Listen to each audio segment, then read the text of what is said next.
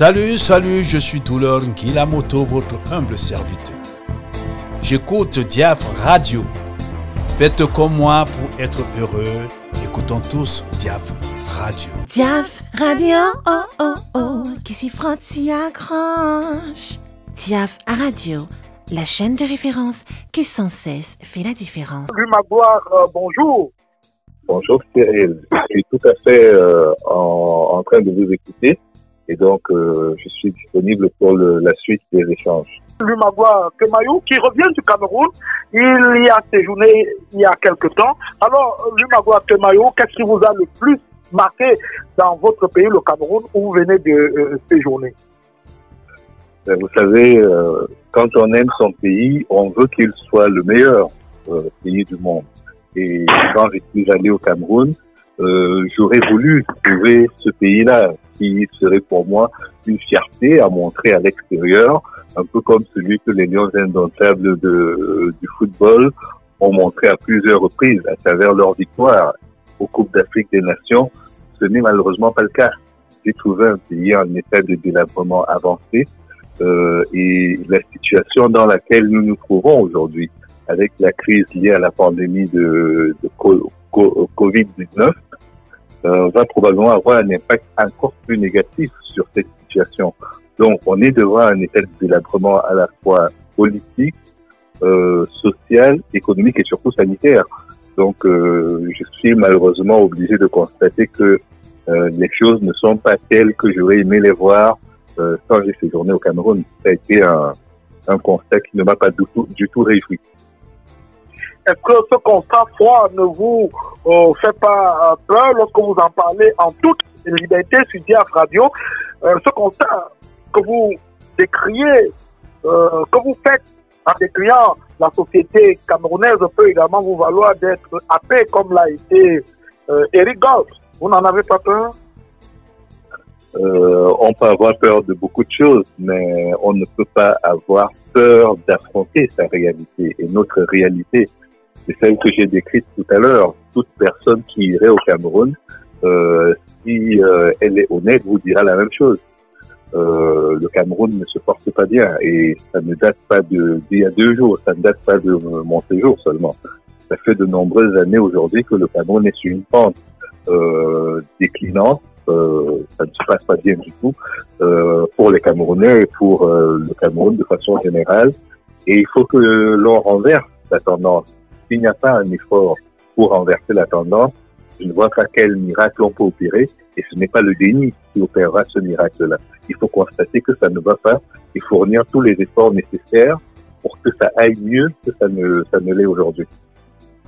Vous le dites sans porter de gants, vous le dites sans fioriture, parce qu'on a suffisamment abordé tout à l'heure l'affaire Eric Goff Kwachu. Vous avez suivi nos 2 panélistes tout à l'heure. D'un côté, Abdelaziz Moundé Nzimbam, journaliste comme vous, consultant, et de l'autre, Samuel Maud. On a parlé de cette affaire Eric Goff Kwachu. Est-ce que le gouvernement camerounais a vu juste en l'interpellant de cette façon? On peut dire en l'interpellant quelque peu à la cavalière. Non. C'est-à-dire que ma position sur cette affaire, c'est que le Cameroun devrait aujourd'hui assumer un rang qui n'est pas un rang de dernier de cordée, c'est un rôle de premier de cordée. Parce que nous avons une école de journalisme à Yaoundé, l'école supérieure des sciences et techniques de l'information et de la communication de Yaoundé, qui a une réputation à la fois nationale, francophone et internationale. Nous devrions donc être à l'avant-garde en matière de pratique du journalisme et de législation en matière de pratique de ce métier. Et cela signifie, entre autres, que les délits de presse devraient être aujourd'hui abolis au Cameroun. Ce n'est pas le cas, c'est pourquoi on a cette situation dans laquelle un journaliste se retrouve aujourd'hui enfermé pendant plus d'1 semaine, sans droit de visite, sans possibilité d'avoir un avocat et sans capacité de faire respecter ses droits de citoyen. Donc tout cela pour moi est un assemblage très malheureux qui n'est pas à la hauteur de la réputation du Cameroun. Je pense que nos autorités devraient avoir à cœur de ramener le Cameroun dans le rang des nations qui sont à la fois des États de droit, mais surtout en matière de liberté de presse, un pays exemplaire. Est-ce qu'on peut dire que c'est symptomatique de la façon dont le Cameroun est géré aujourd'hui?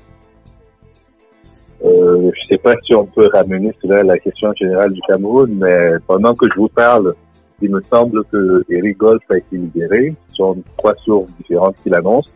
On vérifiera pour être certain que l'information divulguée est tout à fait exacte. Mais ce qui est certain, c'est qu'aujourd'hui, il y a beaucoup de juges qui n'ont pas l'impression qu'ils ont été nommés pour faire respecter le droit et qui doivent par conséquent être très stricts dans le respect de cette loi, de ces lois et dans l'application effective des lois.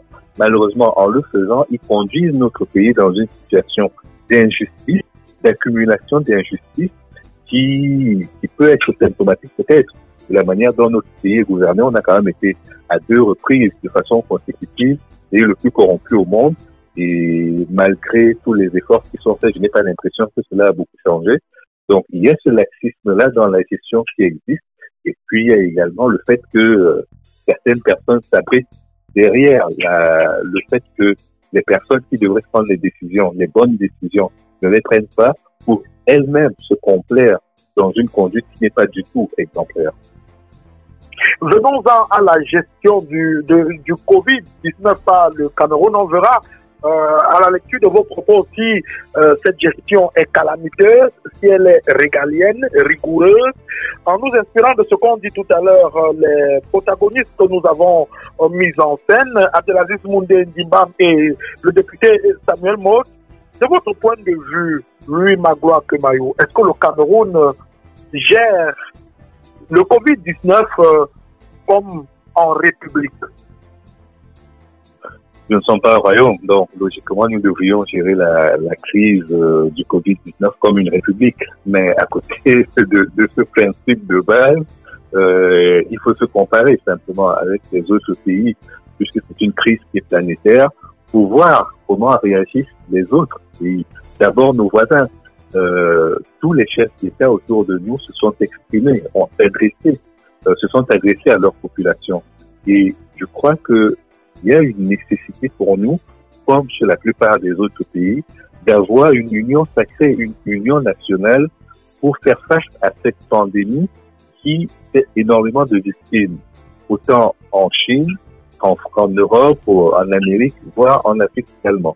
Donc, ce n'est pas en faisant du déni, ce n'est pas en se lançant dans des batailles politiciennes qui n'ont pas lieu d'être que nous allons ôter hors de notre territoire cette crise qui est une menace à la fois pour la vie des Camerounais et pour la vie économique du pays. Donc, il y a par exemple cette volonté qui a été manifestée par le MRC d'organiser une quête pour participer à l'effort national de lutte contre le Covid, qui fait l'objet de batailles intestines, partisanes, et qui est de mon point de vue tout à fait déplacée. Quand une crise comme celle-là arrive sur notre territoire, le minimum de responsabilité que nos dirigeants politiques doivent avoir, c'est de taire leur division politique pour faire face en bloc. Le président de la République reçoit ses protagonistes. Pour les candidats à la dernière présidentielle, il n'y a pas d'ancien président, donc il ne rencontrera pas d'ancien président, mais il doit mettre autour de la table toutes les personnes habilitées à discuter de cela sur le plan politique pour que la riposte du Cameroun soit une riposte nationale et non partisane. Aujourd'hui, c'est tout le contraire que l'on voit. On a une riposte qui est strictement partisane et qui veut même amputer les Camerounais d'une capacité de réaction pour des raisons partisanes. Et c'est déplorable.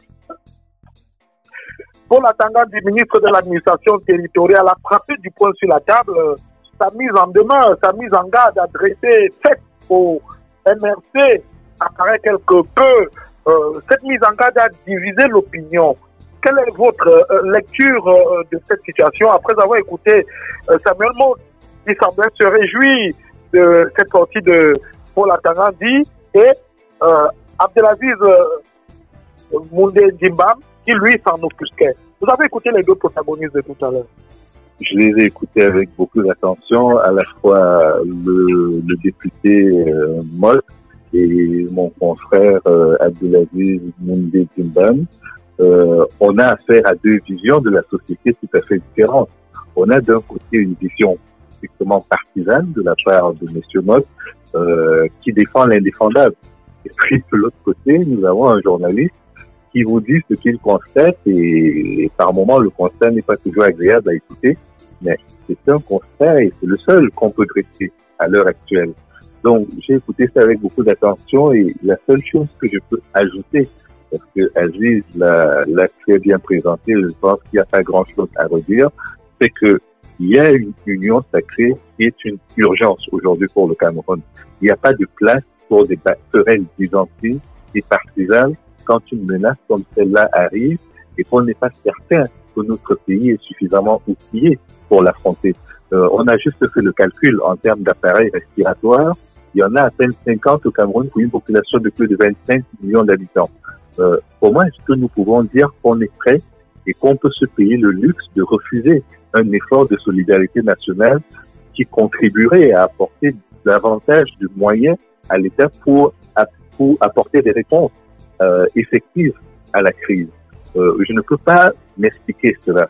Donc je pense que le ministre Atanga dit soit il parle trop vite avant de réfléchir à ce qu'il dit, soit il est dans une démarche qui est complètement à l'opposé de ce que les populations attendent de lui et donc il devrait démissionner. Toutes sortes de choses se disent au sujet de Paul Biya, dont on ne sait pas où il se trouve. Pour le député Samuel Mott, il est confiné là où il doit être confiné. Mais pour Abdelaziz Moundé Ndimbam, c'est un crime pour lui d'être porté disparu au moment où, en tant que capitaine du bateau Cameroun, on a le plus grand besoin de sa présence. Mais pour Samuel Mott, ça peut se comprendre, alors que pour Abdelaziz Moundé, c'est complètement ahurissant, inadmissible, intolérable et ça sort complètement de l'ordinaire. Qu'est-ce que vous en dites? J'en dis que la Constitution doit être vraiment maltraitée au Cameroun pour que l'on en soit encore à cette lecture de la situation où on estime que le président est confiné, il doit être confiné. On n'a pas élu le président pour qu'il soit confiné, on l'a élu pour qu'il fasse son travail, qu'il protège les Camerounais, qu'il défende les intérêts du Cameroun.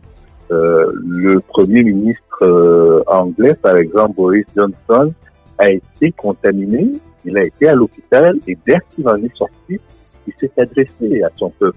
La reine d'Angleterre, qui ne s'exprime que très rarement en plusieurs années, elle n'a fait que 5 apparitions publiques et la 4e était par rapport au Covid-19. Les chefs d'État autour de nous, à commencer par le président gabonais, qui est en situation de convalescence, s'est exprimé à plusieurs reprises par rapport à cela. On ne s'attend pas à ce que le président Biya soit insensible à la douleur des Camerounais. On ne s'attend pas à ce qu'il regarde en spectateur impuissant le Cameroun être détruit par le Covid-19. On s'attend à ce qu'il se comporte en capitaine du bateau Cameroun et il ne le fait pas. Expliquer et défendre cela, c'est criminel. Donc il faut dire au président Biya qu'il n'est pas à la hauteur, comme il ne l'a pas été en ne rendant pas hommage aux soldats camerounais qui sont tombés dans la lutte contre Boko Haram, comme il ne l'a pas été en ne rendant pas hommage à la fois aux populations et aux forces de l'ordre qui sont tombées dans la gestion de la crise au nord-ouest et au sud-ouest. On ne doit pas léser sur les mots. Le président de la République n'est pas quelqu'un qui méprise son peuple et sa souffrance. Il est là pour être aux côtés de son peuple et pour penser ses plaies. Il doit remplir ses obligations légales ou alors démissionner. Et vous dites que le président Paul Biya devrait, s'il ne peut plus assumer les charges, démissionner au moment où nous apprêtons à donner lecture de ce message d'un auditeur, message ayant valeur de question.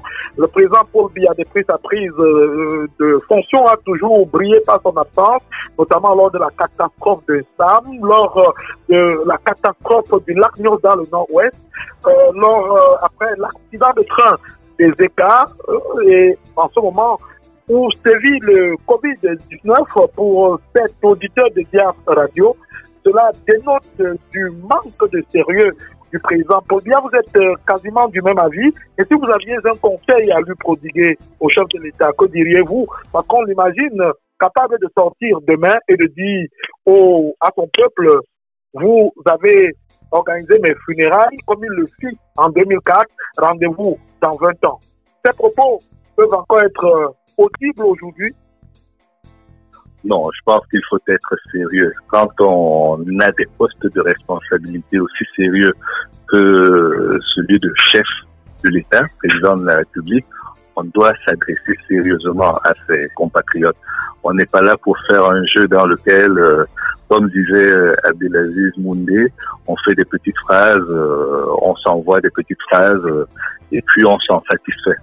Le président Biya a servi le Cameroun. Il l'a servi à différents postes de responsabilité avant de devenir président de la République. Et cela fait aujourd'hui près de 38 ans qu'il assume les plus hautes charges au sein de la République. S'il n'est plus en mesure, pour une raison ou une autre, de continuer d'exercer ses responsabilités, la Constitution doit être activée pour que l'on constate la vacance de pouvoir et que ce qui doit être fait soit fait pour qu'il soit remplacé. On ne peut pas, au-delà de la limite du possible, pousser les gens dans leur retranchement. La retraite n'est pas une punition. On a vu en Tunisie que Bourguiba avait été remplacé. On a vu au Zimbabwe que le président, qui a été le père de l'indépendance, a été remplacé par son parti. Le RDPC et le président Biya devraient commencer à sérieusement envisager la possibilité qu'à l'âge qui est le sien, qu'après le nombre d'années qu'il a passé à servir ce pays à différents postes de responsabilité, ils doivent commencer à envisager qu'il ne soit plus capable d'exercer la charge. Et dans le cas où cela arriverait, que nous ne soyons pas surpris de constater que le président est tellement vieux qu'il ne peut plus exercer ses responsabilités ou qu'il est mort et qu'on n'a prévu aucun mécanisme pour assurer sa succession ou alors constater la vacance de pouvoir. Je pense qu'il faut que ces choses-là soient gérées de façon sérieuse, comme dans un état de droit, donc au regard de ce que dit la Constitution et non par rapport à l'humeur ou aux interprétations que les gens peuvent en avoir.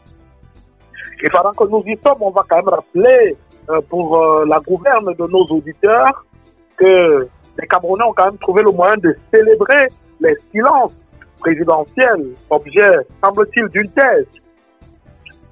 Est-ce qu'on peut célébrer de quel silence? On peut. J'en ris, mais c'est un rire jaune. Parce que l'exception et la bêtise ne peuvent pas devenir la règle.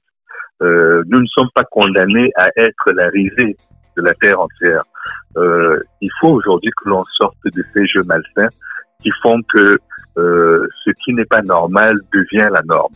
La norme, c'est que le président travaille. La norme, c'est que le président se justifie auprès de son peuple quand ce peuple lui demande des comptes. Il ne l'a pas fait totalement intouchable. Il lui a donné les pouvoirs pour remplir une mission et s'il est inquiet par rapport à la possibilité du président de continuer de remplir cette mission, il est normal que le président vienne et qu'il réponde par rapport à toutes ces préoccupations-là. Ce n'est pas une tentative d'humiliation, c'est pas un défi, on ne défie pas l'autorité du président. On rappelle simplement au président que son pouvoir vient du peuple et que ce pouvoir-là, le peuple peut le reprendre à n'importe quel moment, soit par des élections, soit par d'autres moyens, tout aussi légaux. On va pas souhaiter un coup d'État. C'est pas de cette manière-là que le pouvoir est dévolu au Cameroun. Mais ce qui est certain, c'est que si le président n'est plus capable de remplir ses fonctions, ou si le président se croit intouchable, il doit se rappeler à tout moment que le pouvoir lui a été confié par le peuple, non pas de façon indéterminée, mais le temps d'un mandat qui se terminera et au terme duquel il devra repartir à la conquête des voix. Et s'il ne veut pas que les Camerounais le renvoient à ses chères études, il devra faire le job, ce qu'il ne fait pas aujourd'hui. Tout le mal que je vous souhaite, c'est de vous armer de votre courage pour repartir au Cameroun très très bientôt, après de tels propos. Nous savons bien ce que c'est que le Cameroun. Quand un journaliste laisse libre cours à ses analyses et à ses constats, salut vaut peut-être ce que ça vaut à Eric Goff. On vous souhaite bien des choses. Hein, si vous repartez au Cameroun, vous y retournez bientôt? J'y retournerai quand il faudra que j'y retourne et il se passera ce qui se passera. Pour ma part, je considère que la liberté de la presse, la liberté d'expression et toutes les libertés qui sont garanties par la Constitution du Cameroun me protègent et que les juges auront à cœur de faire respecter ces règles-là. Ce que j'ai dit ne sort pas du cadre de mon travail et n'est en rien une attaque en règle contre qui que ce soit. Si l'on est juste et honnête, et c'est ce que j'essaie de faire, on établira tous le même constat. Donc, j'irai au Cameroun, si jamais je dois m'y rendre, j'ai ma famille là-bas, j'ai des amis là-bas, et même s'il ne s'agissait que de l'approche professionnelle, le Cameroun n'est pas un pays où il est interdit d'aller et où on doit avoir peur de se rendre parce qu'on a tenu des propos. Donc, j'irai au Cameroun et on verra bien ce qui se passera.